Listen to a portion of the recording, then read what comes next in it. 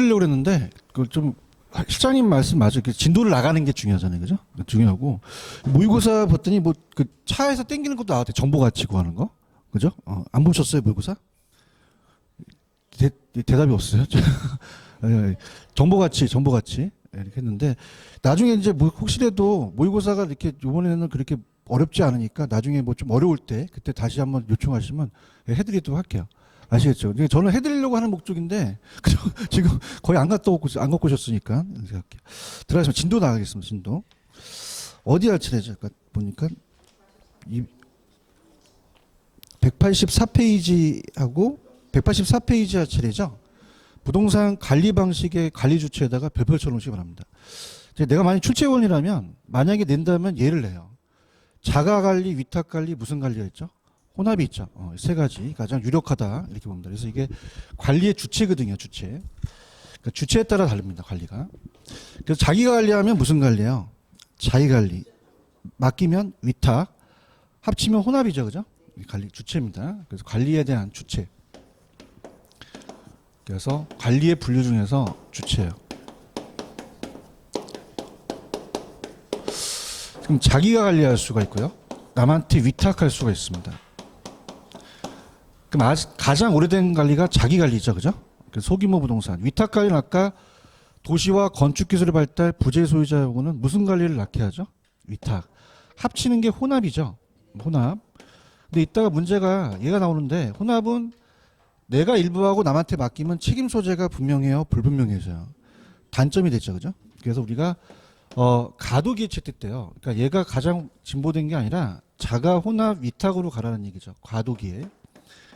그러면 나오는 거는 얘와 얘를 맨날 바꿔서 내요. 그죠? 그래서 자기 관리를 그냥 자기 관리로 내면 되는데 얘네들이 자치 관리나 자연 관리나 또는 직접 관리라고 되어 있거든요. 그러면은 우리가 얘는 위탁은 그냥요 외주를 줬어요. 외주 관리고 얘가 직접이면 얘가 간접이죠. 그러면 우리가 암기하는 방법이 여기 그냥이야 다 지읒이 들어가. 이건 무슨 관리야? 자기 관리 이렇게 해서 보시면 돼요. 그러면 갈게요. 되게 쉬워요. 자기 관리는 자기가 하니까 그냥입니까? 기밀 유지가 됩니까? 신속하고 종합적 관리가 되죠. 지휘 통제력이 있고 그 다음에 애호 정신이 강해요. 근데 그냥이야 타성에 빠져. 그럼 타성에 방지하는 게 뭐죠? 위탁이죠. 반대적인 걸 내요. 위탁은 그냥입니까? 전문적입니까? 본업에 전문화할 수 있다. 요거가 가장 유력하니까 요 두 가지를 가지고 갈게요. 자, 자가 관리는 자기 관리는 자치 관리, 직접 관리 가장 전통적이라고 나와 있죠. 그러면 자, 얘는 그냥요 기밀 및 보안 유지가 돼요.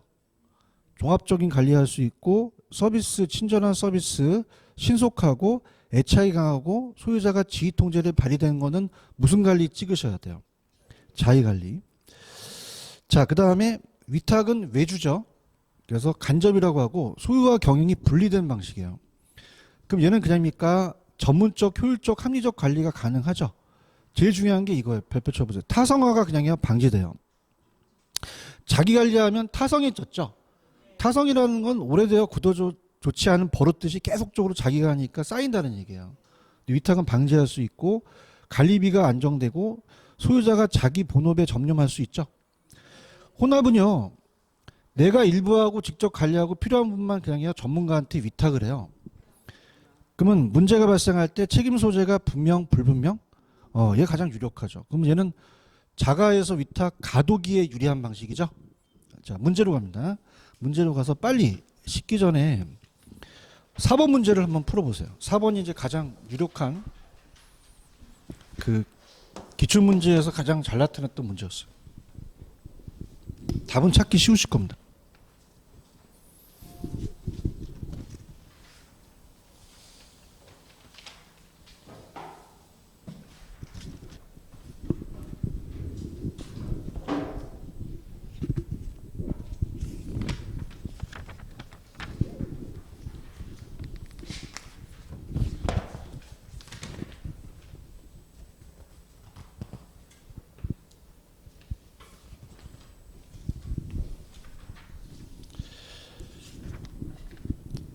자, 부동산 관리 방식의 장단점에서 틀린 건 4번이죠. 혼합은 어떻게 돼요? 필요한 부분만 선별하여 위탁하기 때문에 관리 책임 소재가 불명하다는 장점, 단점. 자, 1번 위탁 관리는 전문적인 계획 관리라는 게 중요하죠. 그 시설물에 노후화를 줄 수 있고, 위탁은 관리업체가 영리만을 추구함으로써 부실한 관리를 초래할 우려가 있고요. 혼합은 자가에서 위탁에 이행하는 그냥이요 과도기예요. 자가는 종합적인 운영할 수 있는 뿐만 아니라 기밀주의도 유지하죠. 그래서 유리하다. 이렇게 해서 정확하게 몇 번? 4번. 그래서 관리 파트는 한 2문제 정도 이렇게 예상을 해봤어요. 그 다음에 이제 넘기시면은 185페이지입니다. 자, 185페이지로 가시면 이제는 부동산 관리의 분류가 아니라 관리의 활동이에요. 관리 활동에서 첫 번째 물어보는 게 우리가 관리 활동에서 중요한 것은 거기 보시면 임대차 활동이라고 돼 있죠. 임대차 활동. 여기 이제 중요합니다. 우리가 임대차 활동을 잘하자. 근데 임대차 활동은 이제 어떻게 이제 나누냐면 용도에 따라 틀려져요. 그래서 우리가 주거용이 있고요. 상업용이라는 게 있죠. 상업용이 나올 수도 있고 매장용이 나올 수 있어요. 그럼 여기서 매장용이라는 것은 사람을 매장시키는 묘지예요. 쇼핑센터예요. 백화점 같은 거. 그 다음에 이제 우리가 공업용은 이제 사무실과 공업용이죠. 그래서 자, 임차인의 선정 기준입니다. 임차인을 잘 선정해야겠죠. 자, 그러면은 주거용은 그냥입니까? 유대성입니까? 그럼 사람과 사람이 그냥요 어울려야 돼요. 유대성이고. 상업용은 매출액이죠. 가능 매상고라는 게 매출액이거든요. 매상고라고도 하고 또 우리가 수익성을 얘기하거든요. 수익성이다 이렇게 보시고, 공업용은 적합성이라고 돼 있죠. 자, 적합성은 뭐냐면 목조 건물에 화학 공장 들어서면 돼야 안 돼요. 그 건물과 용도가 어울려야 된다는 얘기야. 그럼 주거용은 아까 그냥이야 사람과의 어울림이야. 근데 이거는 사람과 어울림이 아니죠. 그 용도가 건물과 용도의 어울림을 맞아야 되는 거죠. 그럼 우리가 암기하기 힘드니까 잠깐 쉬어가는 코너, 우리가 보통 설날이나 이런 추석 때 한국영화 걸작선에서 주유소 습격 사건이라고 보셨죠? 주유소. 그 다음에 설경구 씨 나오는 게 그냥이야 공공의 적이야. 공공의 적. 이렇게 하는데, 뭐 이렇게 뭐 안 먹혀요. 자. 이게 라면 안 먹히면 굉장히 썰렁해요. 썰렁해서 뭐 어떻게 할지 모르겠고, 뭐 먹히면 내가 빵빵 터지면서 그러는데 뭐 안 먹힐 때는 막 괜히 고민을 해요. 아씨 이건 왜 내가 했지는 보려고. 그다음에 임대차요. 이것도 안 먹히면 큰일 났는데 미치겠습니다 이거. 자, 임대차 유형이 총임대차라는 게 있죠. 총은 조라고 적어놓으세요. 조라고 똑같아요. 우리가 왜 가능 총소득이 있었잖아요. 그러니까 총이라고 그러는데 일본 애들은 조라고 표현이 총하고 똑같은 얘기예요. 그러면 총은 그냥입니까? 조는 다 냅니까?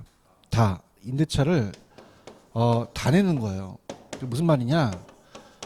순수한 임대료에다가 경비까지 미리 다 포함돼서 내는 거예요. 임차인이요.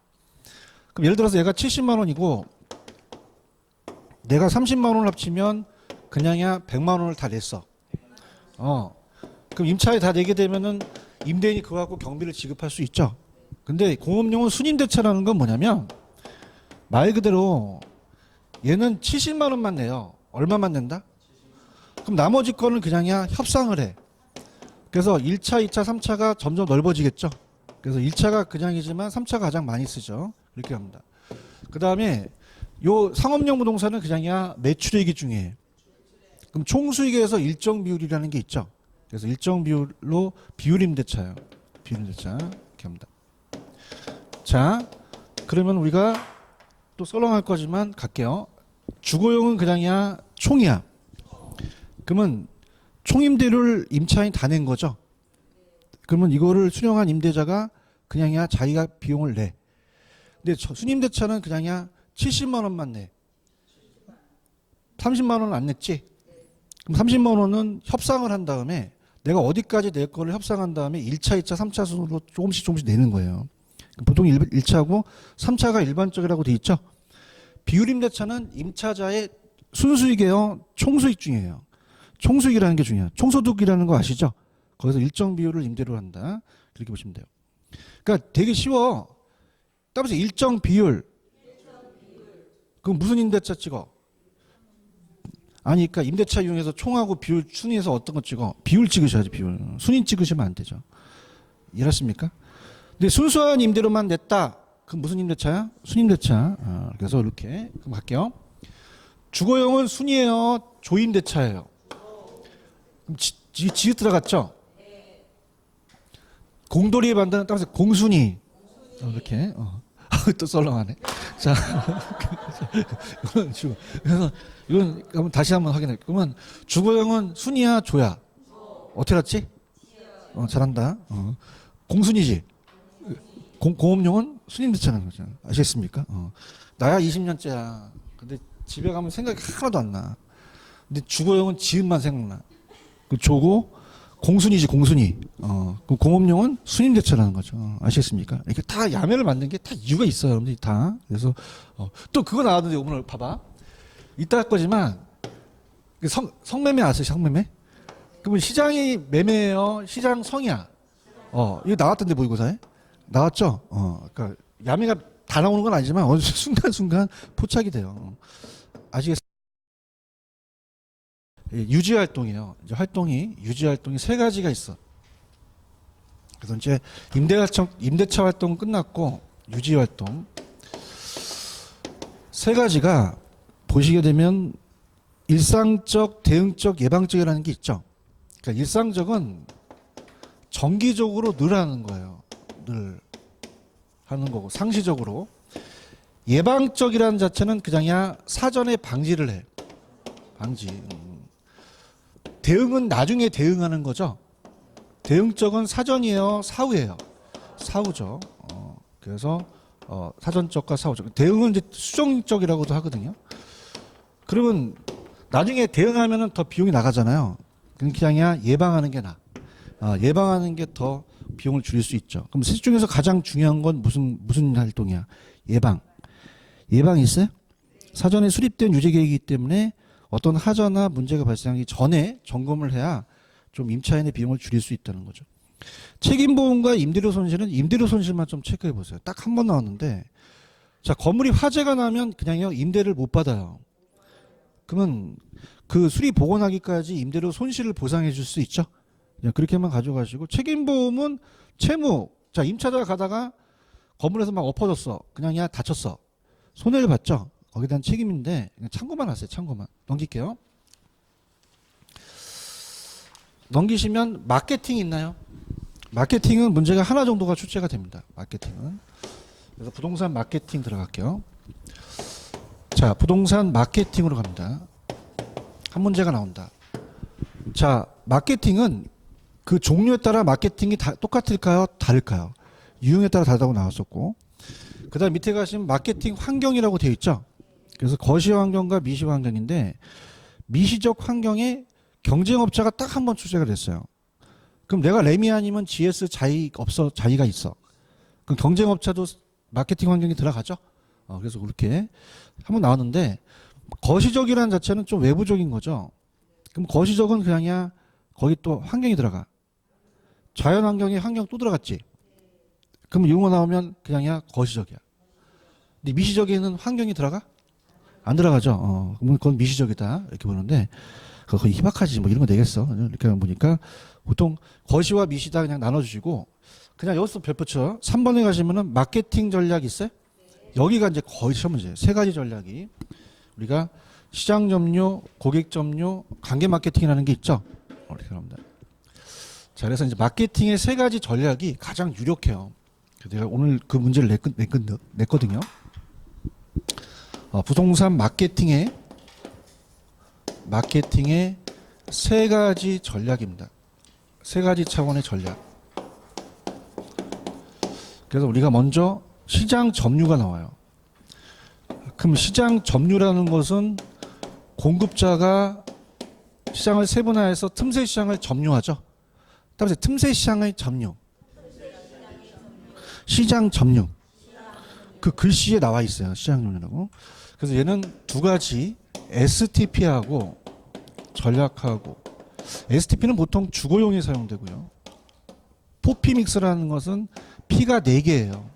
포피, 4P 믹스. 전략이 있다.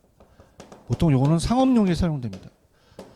자, 그러면은 자, STP라는 자체는 STP가 순서거든요. 그죠? 그래서 이제 우리가 만약에 자, 건설회사가 아파트를 짓고 싶어요.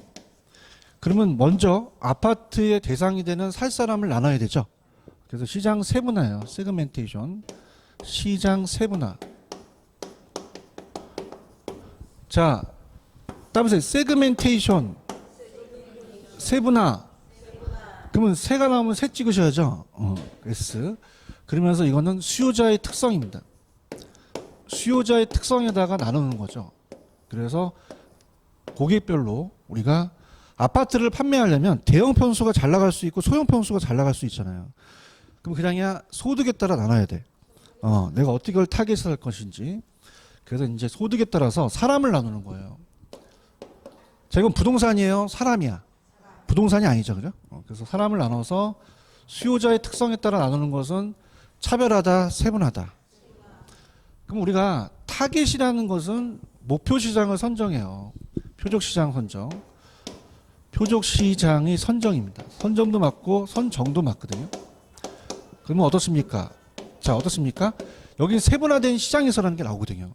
그럼 여기 전에 세분화가 있었다는 거죠. 그럼 그냥 얘 타겟 찍어야 돼. 그러면 중상층을 찍을 수 있죠. 확인해가지고 아, 얘를 타겟으로 해야겠다. 그러면 찍기만 해야 돼. 물건을 차별화시켜야 돼. 만들어주는 거죠. 그죠? 차별화는 포지셔닝이에요. 포지셔닝. 위치. 번역하면 위치거든요. 그럼 얘는 위치라는 단어를 찾으셔야 돼요. 찾고 차별화라는 것은 사람을 차별화시키는 거야? 제품을 차별화시키는 거야? 그럼 내가 지금 그리는 거는 이건 사람이야? 부동산이야? 부동산을 차별화시키는 거죠. 그래서 사람을 나누는 게 아니라 공급 상품을 나누는 거예요. 그래서 공급 부동산의 특성. 그래서 부동산이 상품이죠. 이렇게 나눠서 가는 거죠. 그럼 내가 레미안이라면 GS 자이보다 그냥이야 차별화시켜야 돼. 그래서 어떻게 위치를 점하냐가 중요한 건데 여기도 목표 시장이라는 게 나오거든요. 그래서 이 순서가 중요합니다. 그래서 가볍게 펜 들어보세요. 자, 일단은 전체적인 건 이따가 보겠고 오른쪽에 탁 가면 시장 점유 마케팅이라는 게 있어요. 자, 이거는 자 STP라는 게 있어요. 그러면 세그멘테이션. 자, 세그멘테이션에 세분화가 들어갔죠. 세분화. 그럼 이거는 그냥요 사람을 나눠요. 그래서 요거는 그 이질적인 전체 시장의 동질적인 몇 개의 세분 시장을 나누는데 중요한 것은 3번이 잘 나옵니다. 3번에 가시면은 이거는 상품을 나누는 거예요. 수요자 집단을 나누는 거예요. 인구 경제학적 특성에 따라서 세분화하고 상품의 판매 지향점을 분명히 한다는 거죠. 그래서 위에도 유무함한 구매자 집단을 나누는 거. 이런 거 나오면 이거 차별화야, 세분화야. 표적 시장의 목표 시장 타겟팅이 있죠. 요것은 1번에다 발표. 표적 시장 선점 전략은 세분화된이라는 단어가 들어갔죠. 그럼 그 전에 그냥이야 세분화가 있었어. 그럼 타겟팅이라는 거지. 그래서 수요자 집단에 가서 경쟁 상황과 자신의 능력을 고려해서 가장 자신 있는 수요자 집단을 찾아내는 것이고, 그 다음에 3번에 포지셔닝이 있죠. 그럼 포지셔닝은 1번 차별화 전략이죠. 그럼 이거는 동일한 표적 시장이라는 게 있나요? 그건 그 전에 표적 시장이 있었다는 얘기예요. 차별화 찍으셔야 되고, 가장 중요한 거는 차별화라는 건 사람을 나눠요, 공급 상품을 나눠요. 그럼 공급 경쟁사가 상품이죠. 자신의 상품을 어디에 위치라는 단어가 있죠. 위치 나오면 그냥이야 차별화야, 포지셔닝. 그죠? 그럼 봐봐, 사람은 차별화시켜야 돼, 세분화시켜야 돼. 공급 상품은 차별화. 세 명이서 친한데 한 명이 모의고사가 안 나와.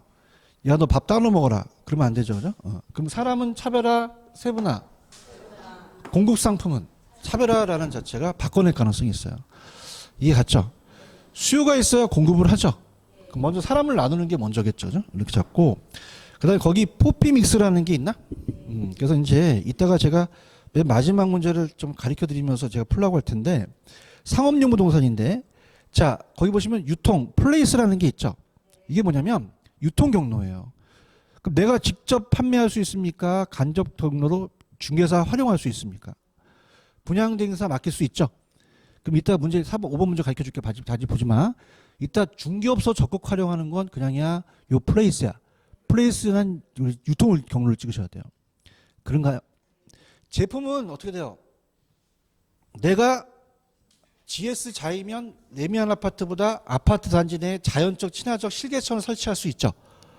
이거는 프로모션이야, 프로덕이야. 제품을 찍으셔야 돼요. 그러니까 프로모션은 뭐냐면 이따 주택 청약자한테 경품 추첨하는 게 이게 프로모션이에요. 프라이스는 가격이죠. 시장 분석을 해서 적정 분양가를 책정하는 거죠. 다 가르쳐줘서 이따 문제 풀어야 돼. 넘겨봐. 그러면은 이제 예제를 볼게요. 그러면 유통경로라는 단어가 있어요? 유통경로는 이제 그 제품에 대한 구매자의 접근 용이성을 갖고 중개업자를 활용하거나 대행사를 이용할 수 있죠. 그럼 이따가 중개업소 적극 활용하는 거는 그냥이야 유통경로 찍어. 제품은 차별하죠. 자, 이건 뭐냐면 이따 아까 제가 아파트 단지에 자연 친화적 시계청 설치한다든가 지상 주차장을 지하한다는 건 제품 찍고 가격 있어요? 가격 이제 분양가 같은 건 채점이죠. 고가라는 건 싸게 파는 거예요, 비싸게 파는 거예요. 그러니까 처음부터 높은 가격으로 들어가죠. 이렇게 스키밍 전책이라고 하는데 참고하시고 2번 그럼 초기에는 이익을 많이 추구하죠. 그럼 3번 그냥이야 우수한 고객을 빨리 확보해. 위험을 최소화시켜서 빨리 판매하자는 거지. 4번 자 우리가 탄력적인 건 대체재가 많죠. 근데 거기 그냥요 비탄력적이에요. 그러면 갈 데가 없죠. 그러면 가격 어떻게 돼? 올려야 되죠. 진입 장벽이 높아서 진입이 어렵고 품질이 높고 저가는 비싸게 팔아요, 싸게 팔아요. 침투 가격이라고 하거든요. 그래서 공격적인 정책이고 2번 박리담에 아시죠? 다수 고객 장기적인 측면에서 시장 점유율 높이기 위해서 판매량을 늘리는 거예요. 그럼 싸게 판다는 건 그냥이야 수요자가 굉장히 가격이 탄력적이야. 탄력적이기 때문에 그렇죠. 그 다음에 시가라는 거는 경쟁업자와 같은 가격 수준인데 차별 가격에다가 덧붙여 보세요. 신축 가격이라는 게 나왔었는데 신축 가격이 뭐냐면 자 만약에 여러분들 지금 해운대에다가 아파트를 만들어. 그러면 그냥이야 충수마다 분양가가 달라. 그냥이야 뷰마다 달라. 그러면 이게 신축 가격이라는 거예요. 차별화 가격이죠. 그래서 동일한 종류의 상품 가격도 2번 용도 위치에 따라 같다 다르다. 방위 층 시간에 따라 다르죠. 위치 지역 따라 다르다. 이렇게 신축 가격이다 이렇게 잡으시고 촉진은 프로모션이죠. 근데 촉진 전략은 그 제품에 대한 수요를 자극하기 위해서 잠재 고객들에게 정보를 제공하는 설득하는 거예요. 광고 홍보도 들어갑니다. 그럼 광고 홍보도 촉진에 안 들어간다 들어간다 들어가요. 왜냐하면 광고한다는 거나 홍보한다는 것은 부동산은 물건을 가지고 팔 수 있어요? 없어요? 없죠. 그럼 광고 홍보도 촉진 전략에 들어간다는 얘기죠. 원래 경영에서 커뮤니케이션 전략이라고 하거든요. 자, 인적 판매는 뭐냐면 옛날에 우리 어머니들이 그냥이야 화장품 아줌마 불러. 그냥이야 마사지.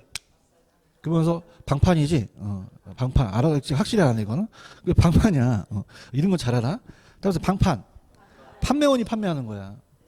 근데 판매 촉진은 뭐냐면 아까도 얘기했지만은 아까 제가 프로모션이라는 자체는 주택 청약자한테 경품을 추천할 수 있죠.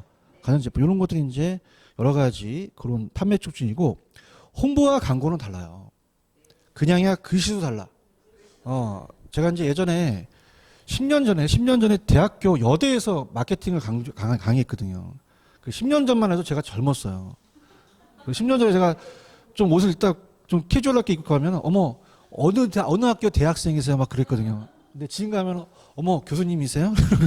그런데 그때 당시 그때 책에 이런 게 있어요. 마케팅 부동산 마케팅에 생로병사라는 거 들어보셨죠? 그 프로그램이 와인을 판매합니다. 그 와인 판매에서 그 건강에 좋다는 소문이 도니까 그냥야 와인 판매량이 늘어나. 그럼 회사가 광고한 거예요. TV를 자극시킨 거예요. 기사나 이런 걸 자극시켜서 돈 안 내고 하는 게 홍보라는 얘기야. 그럼 얘는 대금을 지불해 지불하지 않아. 그래서 그냥 자극시키는 거야. 그래서 비인적 대중 매체를 통해서 불특정 다수한테 청중한테 막 알리는 거죠. 광고는 그냥이야 돈 내. 유료죠. 그 대량 매체를 통해서 모든 형태의 비인적 커뮤니케이션이라는 건 뭐냐면 자, 생각해 보세요. 장동건이 같은 경우는 레미안 아파트에다 딱 모델로 하게 되면은 장동건이가 나왔다 해서 그건 그냥입니까? 광고입니까? 사람이 한 게 아니죠. 아까 이적 판매처럼. 그래서 이거는 비인적인 거죠. 커뮤니케이션 수단이다. 광고도. 근데 홍보와 광고도 그냥이야 촉진에 들어가. 이게 나와요. 촉진에 들어간다. 그 다음에 밑에 광고 특성이 있어요. 연산동에서 부동산 광고한 거를 저기 마산 가서 하면 안 되죠. 지역적 제한이 있고 내용이 다 똑같아요. 개별성 달라요. 다르고 그 다음에 시간의 제한성은 팔리면 또 광고예요. 광고를 끊어요. 그 시간적 제한이 있고요. 자, 우리가 예를 들어서 이 생수를 판매하는 사람은 소비자가 광고예요. 공급자가 광고예요. 공급자가 하죠. 파는 사람이. 이거 내가 해? 아니잖아요. 근데 우리 부동산은 그냥이야 매수자 매도자가 다 해. 광고의 양면성을 갖고 있다는 거죠. 맞아요? 광고의 종류는 신문 광고는 안내 광고는 야구고 전시 광고가 좀 공간이 큽니다. 그리고 공간이 크면 안내야 전시야. DM은 다이렉트 메일 광고라는 건 뭐냐면 여러분 집에 있으면 뭐 어디 모델하우스 오픈한다 그렇게 오죠. 그럼 특정 인한테 우성에 의해서 광고하고 점두 광고는 중개 사무실 가시면 뭐 보증금 얼마 이렇게 적혀져 있는 거 있죠. 그런 것들 점포의 간판이나 색채의 광고고 노벨티는 여러분 열심히 쓰고 계시는 볼펜에 전화번호 적혀져 있는 게 있어요. 그럼 자그만 그 조그만 물건을 광고 매체로 가는 거죠. 넘겨볼게요. 자, 그 다음에 이제는 시장 점유예요, 고객 점유예요. 고객 점유 마케팅이죠. 자, 고객 점유는 누구를 위한 거죠? 수요자죠. 소비자입니다. 그러면 우리가 갈게. 고객 점유 마케팅으로 하는 거죠. 그럼 마케팅의 흐름이 공급자에서 누구 전략으로 가죠? 수요자 전략으로 가요. 자, 생각해 보세요. 옛날에는 닭집이 별로 없었기 때문에 닭만 튀기면 다 팔았는데 지금 그냥이야 다 닭집 사요. 그러면 그냥이야 소비자를 꼬셔야 돼. 이 칠판 두 개가 산업혁명이 일어나기 전에는 그냥이야 사람이 손으로 만들었어. 물량이 부족했지? 그럼 누가 칼자루 잡았어? 공급자죠. 근데 그냥이야 이제 기계로 찍어 나와. 그럼 누굴 꼬셔야 돼? 그럼 누구에서 누구로? 공급자에서 수요자 마케팅으로 가는 거예요. 그래서 우리가 수요자가 고객이니까 고객 점유 아이다라고 하거든요. 아이다. 따라서 아이다. 구매 의사 결정이에요. 구매 의사 결정 과정. 그래서 요 과정이 나오면 이거는 고객 점유예요. 그래서 어텐션이라는 단어가 있어요. 자, 어텐션은 주의를 끌죠. 우리가 만약에 건설회사가 건설의 아파트를 분양하려면 그냥요 모델하우스를 오픈해요. 신문 광고를 하죠. 주의를 끌고 인터레스트라는 것은 그 안에 분양 대행업자가 나와서 궁금증을 해소해 주죠. 디자이어 별표 땡이야. 다음에 셀링 포인트. 이게 나왔었어요. 셀링 포인트가 중개업 법령 실무에 나오는 거거든요. 그 셀링 포인트는 상품으로서 부동산이 지닌 여러 특성 중에서 구매자 만족을 주는 것을 막 설명하는 게 욕망이에요. 그러면 얘를 막 설명하니까 나중에 액션 도장 찍죠.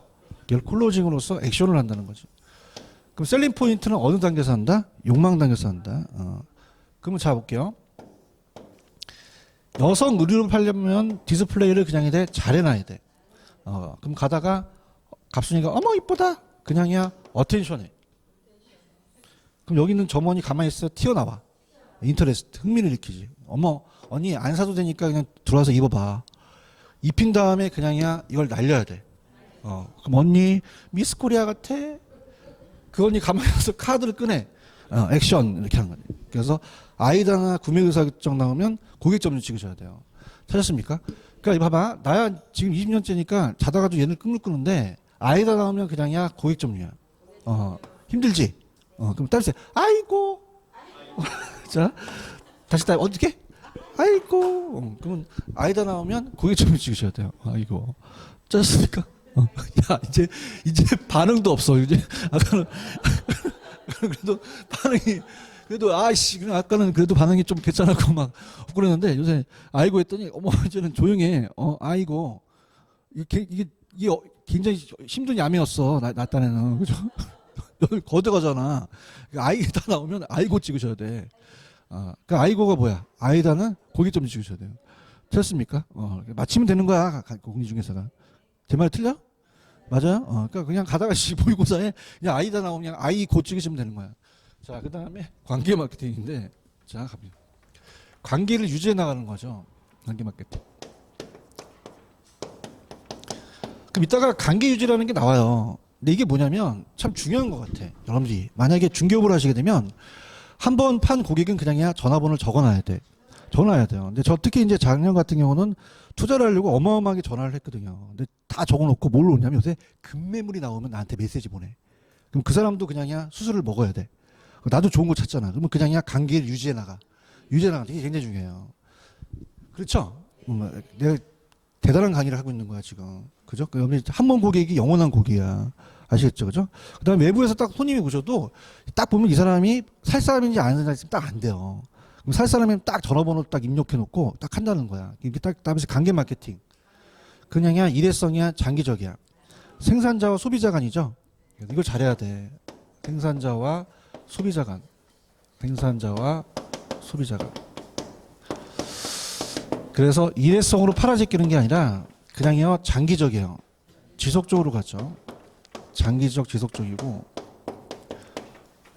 브랜드 아시죠? 여러분들 어렸을 때 코카콜라를 어릴 때만 먹어요? 지금도 사 먹어요? 그 코카콜라는 머릿속에 브랜드가 있다는 얘기예요. 그러면 여러분들 레미안 아파트가 좋아. 그럼 다른 데 가도 그냥이야 레미안 찾아. 계속적으로 브랜드를 갖고 따지는 거죠. 그래서 얘는 관계 마케팅이 브랜드, 생산자와 소비자, 일회성이야 장기적 지속적이야. 따라서 관계를 유지. 거기 관계 유지 있어요? 그럼 무슨 마케팅 찍어? 관계 마케팅 찍어. 그 안에 힌트가 있다니까. 그러면 다시 가셔서 아까 페이지로 가보세요. 아까 내가 아껴놨던 게 186페이지로 가시면 그 세 가지 전략이라는 게 있죠. 그럼 가볼게. 공급자 전략 차원은 표적 시장을 선점하거나 따라서 틈새 시장을 점유. 야, 거기 시장 점유라는 게 있잖아요. 어머, 그 무슨 점유야? 시장 점유지. 야, 난 틈새 시장을 점유하는데 고객 점유 찍은 사람 봤어요. 그래서 좀 시작을 했어요, 제가. 왜? 앞에 나와 있잖아, 시장을 점유한다고. 맞아요? 그다음에 소비자가 나오면 그냥이야 고객 점유야. 공급자, 소비자 상호작용 나오면 관계 마케팅 찍어야죠. 그렇죠? 그럼 빨리 5번 문제 풀어보세요. 아까 다 가르쳐줬어, 포피 믹스를. 5번.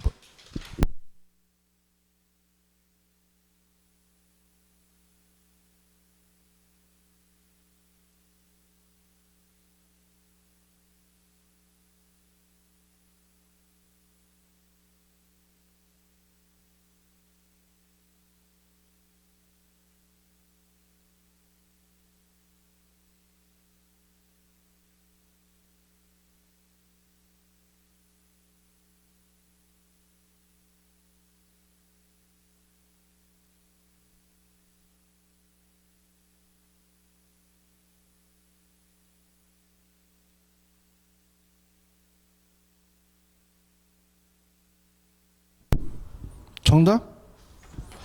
자, 가격, 제품, 유통용 판매 촉진인데 아까 아파트 단지 내 자연적 친화적 실개천 설치는 판매 촉진이에요? 제품이에요?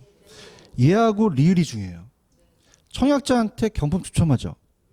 이건 판매 촉진. 이 두 가지를 바꿔냅니다. 그죠?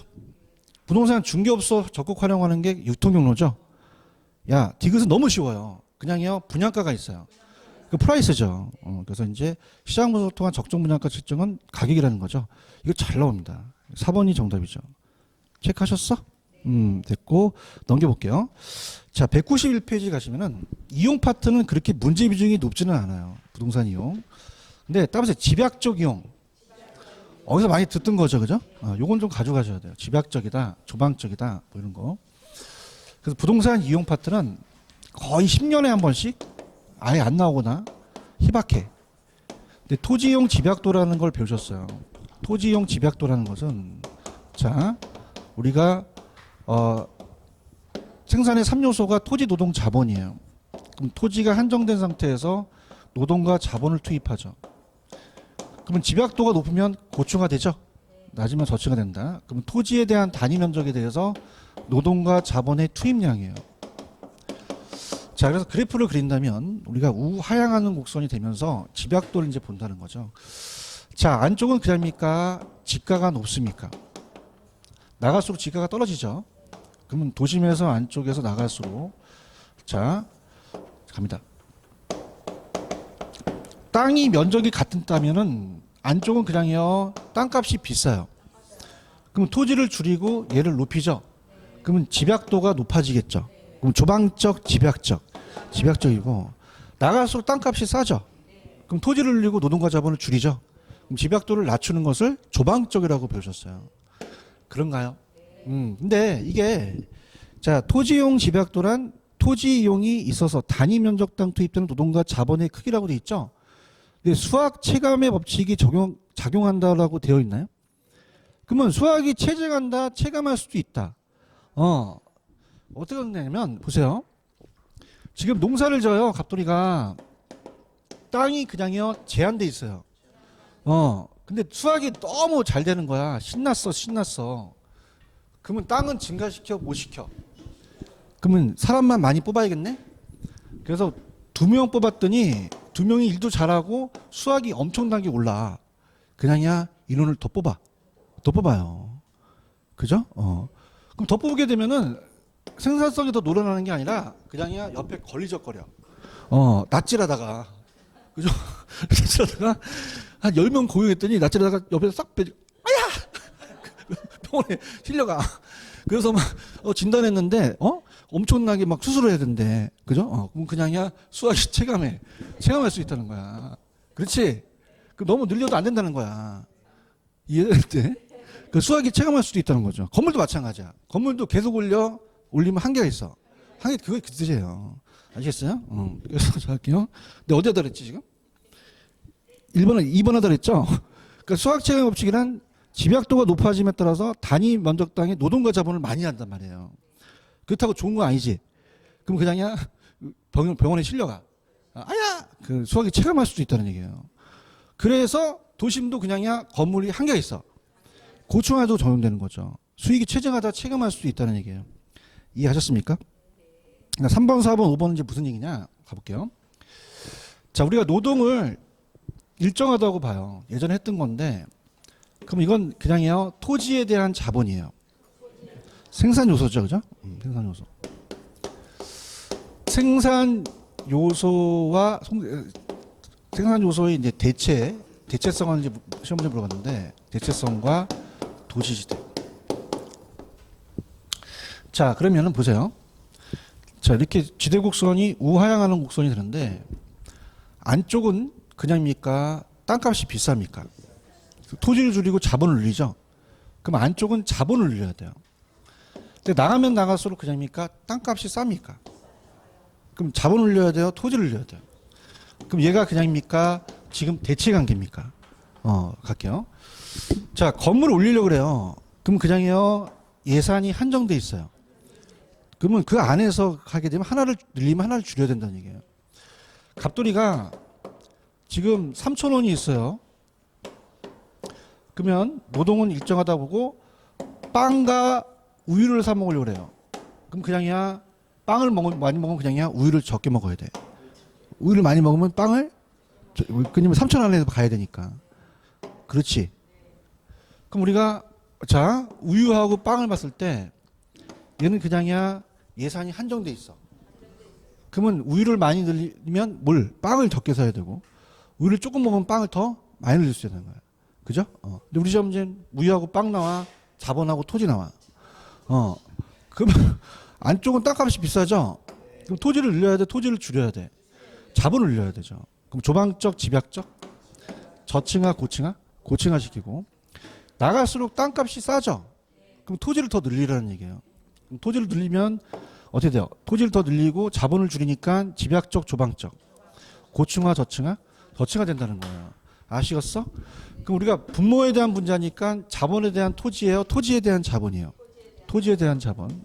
그래서 토지에 대한 자본의 우리가 결합 비율도 맞고 또 대체 비율도 맞고 대체성도 맞거든요. 그럼 안쪽은 조방적이다, 집약적이다. 나갈수록 조방적이죠. 그죠? 그럼 안쪽이 결합 비율이 낮겠어요? 결합 비율이 높겠어요? 나갈수록 결합 비율이 낮아지겠죠. 그럼 안쪽은 그냥입니까? 3차 산업입니까? 목장업을 해야 돼요? 금융업을 해야 돼요? 나갈수록 1차 산업에서는 목장업을 할 수 있죠? 가볼게요. 자, 지금 3번 하고 있어요. 생산 요소의 결합 비율은 생산료 상대적 가격에 따라서 결정된대요. 그럼 저렴한 생산료를 많이 사용하는 것이 더 경제적이죠. 그러므로 지대가 상승하게 되면 상대적으로 값이 싼 자본을 더 많이 사용하죠. 그럼 지대가 하락하게 되면 토지를 더 많이 사용하죠. 그럼 일반적으로 토지에 대한 자본의 결합 비율, 토지에 대한 자본의 대체성은 어디에 가까울수록 집약적이에요? 도심, 외곽으로 갈수록, 조방. 근데 생산 요소의 대체성 5번 별표. 이게 기업이나 산업의 종류에 따라 갖다 달라진다. 달라지죠. 안쪽이 더 3차 산업이 더 집약적이자는 거죠. 아시겠습니까? 그다음에 자, 아까 한계가 없어요? 한계가 있어요. 있죠? 이제 집약 한계와 조방 한계인데 얘도 좀 희박해요. 근데 들어보세요. 손익분기점이라는 얘기 들어보셨나요? 똔똔이. 총수익과 총비용이 같아요. 총비용이. 그래서 거기 보시면 총수익과 총비용이 같은 게 조방한계예요. 무슨 말이냐? 자, 이게 조방한계인데 만약에 5층을 딱 지으면 손익분기점이라면 3층을 지으면 손실이 올 수도 있죠. 그런가요? 여러분이 만약에 3만 원짜리 뷔페를 갔어요. 그러면 몇 접시를 먹어야 본전치기를 합니까? 3만 원. 세 그릇? 이렇게 세 그릇. 세 그릇이 이제 본전이에요. 그럼 한 그릇 먹으면 그냥이야 손해를 봐. 손해를 보죠. 맞아요? 그럼 그냥이야 더 먹을 수도 있어. 한 20그릇 먹다가 병원 실려가. 똑같아가 아찔하는 거랑. 기억나 이거? 그러면 그냥이야 한계가 있어. 한계 되는 거죠. 이해하셨습니까? 그래서 이제 그거를 다음에 집약 한계. 집약 한계라 그래요. 건물도 딱 멈추는 순간이 있다는 거죠. 그러면 여러분 생각하실 때 그냥이야 손익분기점은 넘어야 돼. 그러면 5층을 넘게 짓긴 해야 되죠. 그래서 우리가 추가적으로 더 들어가는 것을 한계 수입이라 그래요. 한계 비용. 그러면 한 층 한 층 지을 때마다 그냥이야 돈이 들어가. 그러면 분양가가 더 비싸야 되죠. 근데 만약에 나중에 같아진다는 얘기예요. 집약 한계입니다. 왜냐하면 너무 커지게 되면 한계 비용이 많다 보면 손실은 오진 않는데 이익이 떨어질 수 있다는 거죠. 그럼 여기를 집약 한계를 하한선, 상한선, 상한선을 봐요. 여기는 한계 수익과 한계 비용이 같아요. 한계 수익과 한계 비용이 같아요. 그래서 이윤국대화점이라고 그래요. 그래서 여기를 상한선, 여기를 하한선 안에서 채이용하자는 얘기죠. 그러니까 이런 얘기야. 그냥이야 손익분기점은 넘어야 돼. 근데 집약 한계까지만 층수를 짓는 게 가장 적당하다는 거죠. 맞아요? 그러면은 자 조방 한계는 그냥이야 총수익과 총비용이 같아. 찾았습니까? 그냥이야 야매를 원해. 근데 따라봐 위험한 야매. 아까 조하고 총은 똑같았죠. 아까 여기서는 관련이 안 돼요. 그렇지만 조방 나오면 그냥이야 총이 나와야 돼. 그렇죠. 한계가 나오면 안 돼. 거봐 위험한 야매라 했잖아. 자, 할게. 조방은 뭐다? 총이 나와야 돼요. 한계가 나오면 안 돼요. 보고 있어요? 그러니까 조방 한계는 손익분기점이 아까 세 접시 먹어야 손익분기점이지. 그게 조방 한계. 부패가 갖고. 그래서 최적의 조건 하에서 겨우 생산비를 감당할 수 있는 총수익과 총비용이 얻을 수 있는 거. 조방 한계 그냥이야 조총이야. 그러면 조방 나오면 한계 찍어 총수입 찍어. 어떻게 알았어? 조니가 총이지 그지? 근데 좀 위험한 야매야. 이건 전혀 관련이 안 돼 있는데 조총으로 가시면 돼요. 그 다음에 손익분기점이고 이 하한선이고 여기는 손실이 올 수도 있어요. 더 내려가면. 근데 아까 그냥이야 더 부패해서 더 먹을 수 있어. 근데 20그릇 먹으면 실려가지? 그럼 자기가 할 수 있는 한도가 있다는 얘기죠. 한계 수익과 한계 비용이 같을 때까지만 이윤국대까지만 가자는 거죠. 여기를 넣으면 손실은 안 오나 이익이 반소될 수도 있거든요. 그러면 집약 한계를 하한선, 상한선, 조방 한계를 그 안에서 최이용을 하자는 얘기예요. 아시겠죠? 됐습니다. 좀만 쉬었다가 갈게요.